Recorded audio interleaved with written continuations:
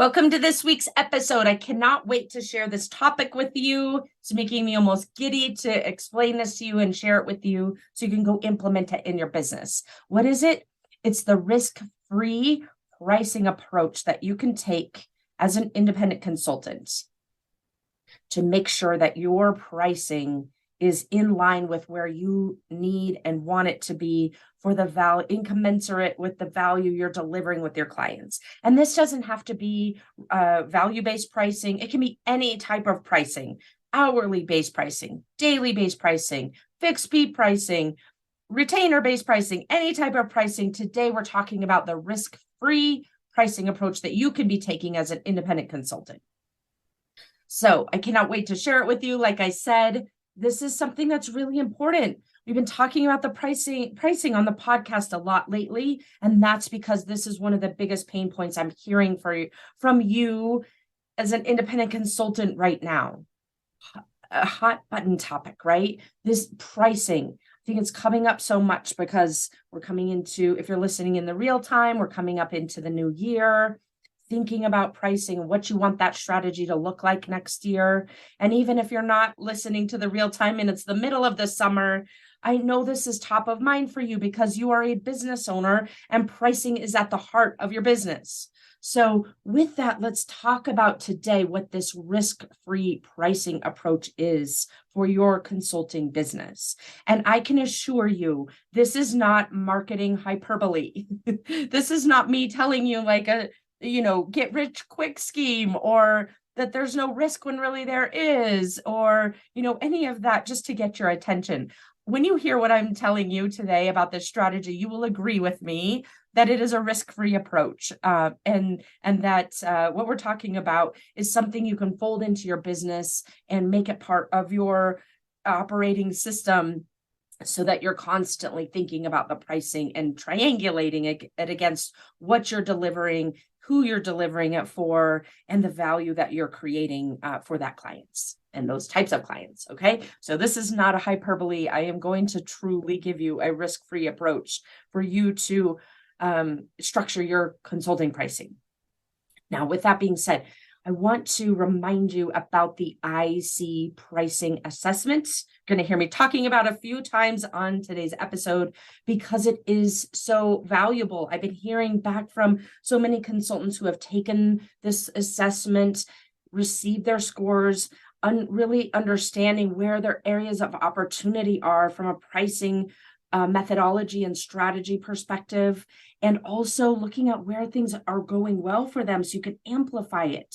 It's a very balanced assessment. You'll get the scorecard. You'll see exactly where things are going well, what you want to build upon, and then also where your areas of opportunity are so that you can continue to address those and up-level them. So go take that pricing assessment. You'll answer 12-ish questions. And then from there, it takes a couple of minutes. I get the data, so I know exactly how long it takes. The average is like 2.1 minutes or something like that, around 2 minutes. And then you'll get a report that gives you your scores and very specific actionable resources to go address you will be able to use to go address the scores that are in the lower ranges that you want to improve. So go take that at icpricing.com, and we'll put that in the show notes as well. So today, our agenda. Today, we're going to focus on this risk-free pricing approach. I'm going to talk a little about why it's important. I'm going to share with you what it is, and then we're going to talk about 3 tips, very specific tips for implementing the method that I'm going to give you today. So that's our agenda. Again, before we get started, I want to make sure you've got a couple of resources that complement this topic today. The first is the rate and pricing mega tutorial. I've talked about it on the prior episodes a little bit, but go over to my website. We'll put this link in the show notes as well. But on my website, there is a blog, and in there is a combination of show notes and also this guide, the Independent Consultant Rates and Retainers Fee Guide. It's, 20 pages or so of everything you might need to know about pricing and rates and fees for your consulting business. So, and there's hyperlinks in there, so you can jump around to whatever topic is relevant to you right now. But that's an incredibly rich resource that you can go and grab off my website so that you can figure out where you might have some holes with your current methodology relative to pricing and what you're charging your clients. And then again, don't forget to go take that pricing assessment at icpricing.com. I'm going to keep reminding you because I've been getting a lot of really good feedback on the assessment itself and the results that it's giving and how actionable they are. And I don't want you to miss that because it goes hand in hand with what we're talking about today. So first, let's talk about why this risk-free strategy that I'm going to share with you today is so important. Why it's important is that I know you don't want to be leaving money on the table.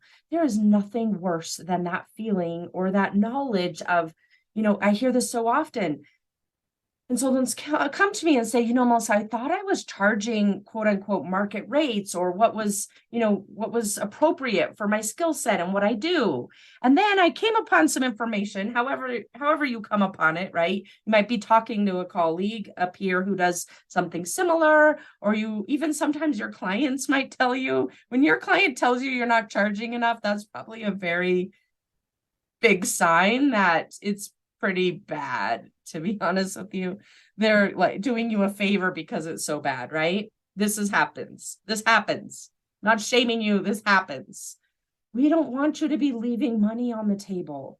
It's like that punch in the gut feeling. We don't want that for you. And the regret that comes with it of how long you might have been doing that and what it all adds up to. We also don't want you to lose a deal because you're priced so high that the client doesn't see the value in paying you that much money. And we definitely don't want you to lengthen your sales cycle because you've got some misaligned pricing and you've got to go back and, you've proposed it and they say no, and then you've got to go back and forth and almost start over again to get to where you need to be. And now months have gone by that you could have been working and helping that client and making money for yourself, right? This is why the strategy that I'm going to share with you today is so important. It's like a buildup, right? The buildup. I'm going to tell you now what the approach is. And it is a risk-free approach. The pricing approach is called retroactive pricing. What that means is you're not going to change we're not retroactively pricing what you're charging your clients. You're maybe the word should be retrospective. Retrospectively going back and looking at your past deals and repricing them. Repricing those projects that are in the past where you've probably completed it already or are close to completing it. And now you know so much more than you did when you priced it. You know about the people and where the challenges lie and what their skill sets are. And if the client brought the right amount of people to the table, let alone the right skill sets to the table to complement or support what you're doing as a consultant. You know so much more about their internal processes. You know so much more about their technology. And you know so much more about what their actual objectives are versus what they told you their objectives were in the beginning.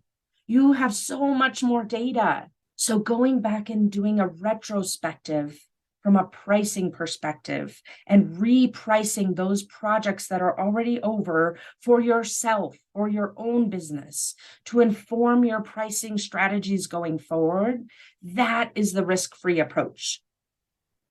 Retrospective pricing.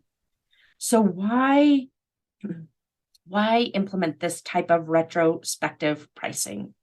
Actually, first before I dive into why, let's talk about why is it risk-free? Just want to really, I feel it's a little obvious, but I also want to point this out. Why is this risk-free? Retrospective pricing. There is no chance of ramifications for you, right? You have all of those data points. You have the ability to compare what you knew at the time and what the assumptions were upon which you built your pricing. And now you have all this other knowledge that you didn't have at the time that you wish you would have.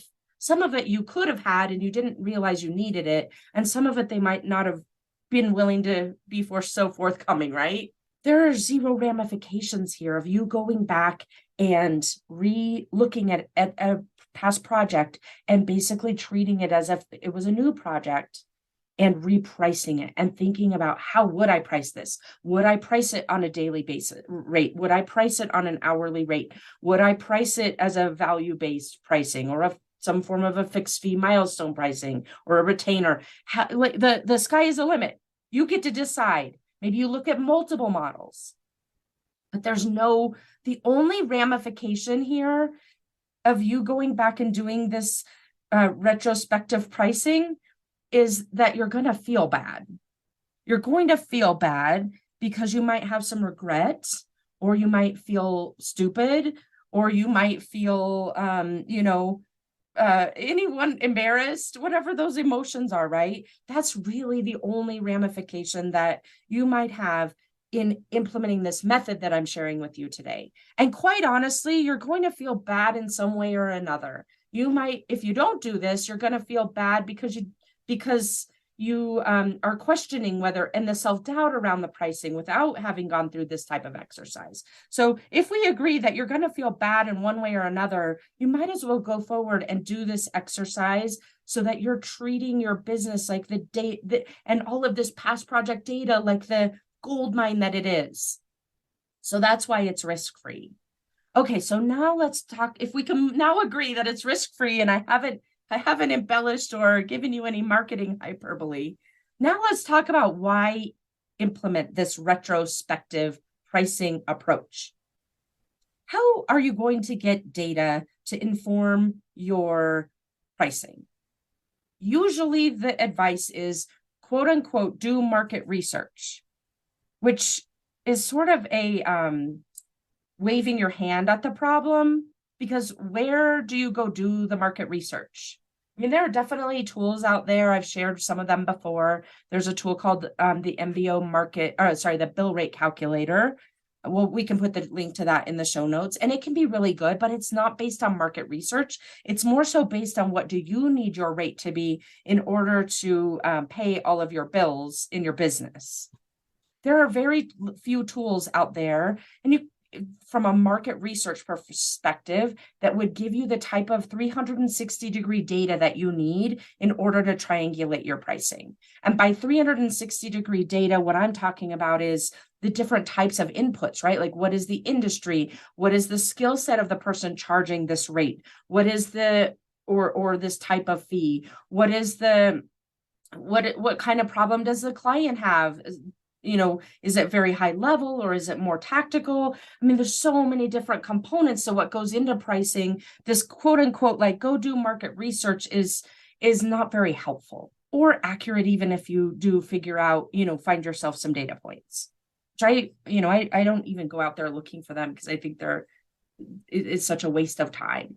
Other common advice is talk to peers and colleagues. And yes, that can be a great a data point, because in a form of market research, obviously, because at least you can ask some questions and get more qualitative information around what they're telling you. But at the end of the day, that is a data point, and there's so much more that goes into your pricing that you want to take into account. And that's why this retrospective pricing that I'm sharing with you today, this method, this strategy, is so important, because you have your own case studies.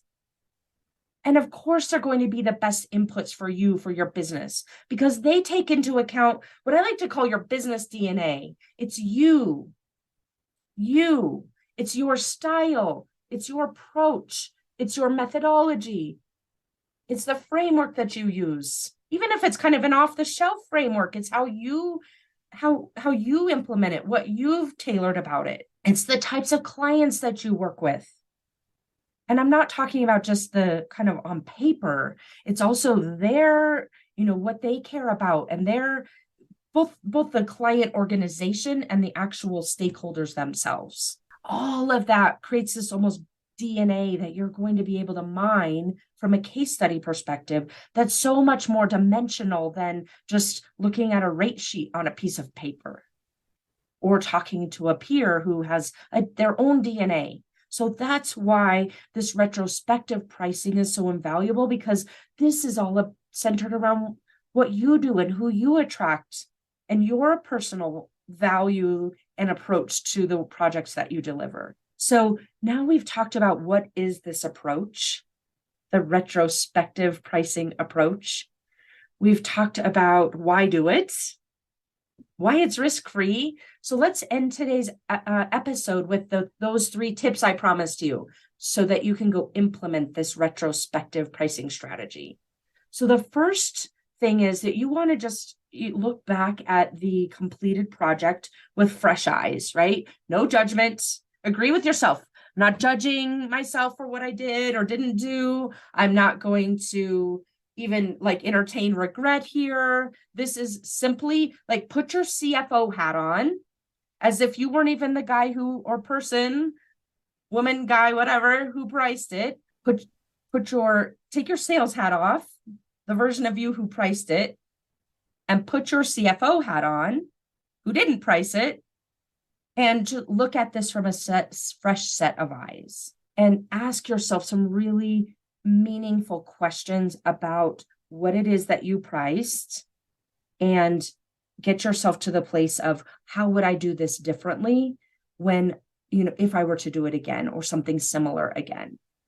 So with that, the way to 3 tips to implement what I just described is with your CFO hat on, think about in hindsight, in looking at this at this pricing, what questions would you have asked knowing what you know now with the benefit of hindsight? I'll give you an example. I had a client who I was working on this with, and what she realized that when she gave them the final proposal, she had no idea what their budget was or what they were thinking the project would cost or what they had approval authority for. No clue. So when she proposed it, it was like 5x what they were expecting. And so then she had to start over again. Luckily, it didn't kick her out of the process, right? But it did because she was really a sole source. There was no competition. That's where you want to be. That's a topic for another day. But when you're in that position, which is phenomenal, you're not competing against anyone, but it does lengthen the sales cycle so much and then you almost overcorrect when you don't know some of these data points as you go. So when she was doing this retrospective approach, we realized that she was getting their thoughts about money way too late in the process. And so she ended up reverse engineering that into her sales process and getting that information kind of slowly as, in those couple of meetings that she was having, 2 to 3 meetings that she typically had as part of the sales process. Little bits and pieces as she went. So it wasn't felt like a big conversation, but she got the data points that she needed that made her proposal at the end really a no-brainer, a formality. So that's the first tip that you want to take is map out the questions that you wish you had asked. In looking at the pricing now versus the pricing that's, now that you know what you know, what would the questions be that you would want to ask in order to inform your pricing in a different way, and then fold those back into your sales process? Kind of like last week when we were talking about reverse engineering your process. This is a flavor of that. So you can go back and listen to that episode as well after this. Okay, we'll put that link in the show notes too. So that's the first thing. You want to really get clear with yourself about what questions you wish you would have asked, knowing what you know now, and being really thorough with that so that you can fold that into your lead generation and sales process. The second tip that you want to use in order to implement this retroactive pricing strategy is to ask yourself, what was I thinking and feeling at the time I priced this out? I'll give you an example of a client. As they went back and did this, they realized that they were really afraid of losing the deal. And so they undercut themselves. And the reason why they were afraid was that their pipeline wasn't that full. It turns out for that particular client, like a week later, their pipeline just like refilled it again. It can be a little bit of a, what's the word I want to use? It can be a little bit, take a little bit of courage, I guess, if that's the right word, to say, you know what, I know that I'm doing what needs to be done to create a solid, consistent pipeline. And sometimes it's going to be lower than other times, but I 110% know that it's not going to be a problem to refill my pipeline. So I'm not going to price things off of, worry and fear, because my pipeline at this moment when I'm pricing something isn't as full as it could be. And so you can ask yourself, as part of this tip to implement the retrospective pricing strategy, how would I have priced this, for example, if my pipeline was full? But go back and ask yourself, that's an example, right? Go back and ask yourself, what was I thinking and feeling at the time that I priced this out? And how did that contribute to the way that I priced it? Did I undercut myself? Or was I feeling so confident in my pipeline that maybe I pushed it? And that's not a problem either. Do I want to continue with where I pushed it to, or do I want to pull it back a little bit? Really thinking about it from this perspective of evaluating that pricing. And then the third tip to implement the retrospective pricing strategy is to go back and use the data mine that this is to calculate, like, what is the value of the project? So again, I'm not trying to force you into value-based pricing. It's not for everyone. It's definitely not for everyone. It's definitely not for every type of engagement, but it's a very important data point for you to know as you're deciding what your pricing strategy is. What is the value of this project? What was the value of this project in this case? So that you can do a few things, give yourself some perspective for the type of pricing you are delivering if it isn't value-based pricing. And also so that you've got that data point from a selling perspective to fold into your proposals about what are the types of value that you deliver for clients. It will also create a case study for you. There's no reason not to do this. So retroactively, or going back retrospectively and calculating I'm sure I've butchered those two words today. It doesn't even matter. You know what I'm talking about. So retrospectively going back and calculating the value of the project. Thinking about it from the perspective of what was tangible. What's the tangible value that I could calculate? What might be the values, quantities that I could attach to intangible value that the client enjoyed, that they experienced, that they benefited from? Think about it both for the client company perspective and also your client personally, your stakeholder set personally. How did this benefit them? Did they get promoted as a result of the project that you did, or get a huge bonus? Those are things to take into account as you're thinking about, why would someone buy my services? This is a factor. What is the risk reward for them? And having these data points can help you to inform future sales processes. One of the questions I love to ask is just, what are the 25, just pick a number, 25 ways that I created impact from this engagement. When you force yourself into a certain number, usually the best answers come after the first 10 or so. So find yourself 25 ways that you created impact from this engagement. I'll give you an example here. I had a client who we did this exercise with. She went through the intangible, the tangible, quantified everything, both from a short-term impact as well as a lifetime value impact. And it shocked her. It came out to $3 million in the 12-month impact and $30 million in a lifetime value. So then when she looked at what she was charging, for her, it happened to be I think it was $225 per hour. So it was around $260K in billings for that particular engagement. Think about the perspective. I charged $265K in billings for this particular project, and I delivered $3 million in 12 months of value and $30 million in lifetime value. The $265K, which probably felt high potentially at the moment that she was pricing it, now all of a sudden is put into this perspective.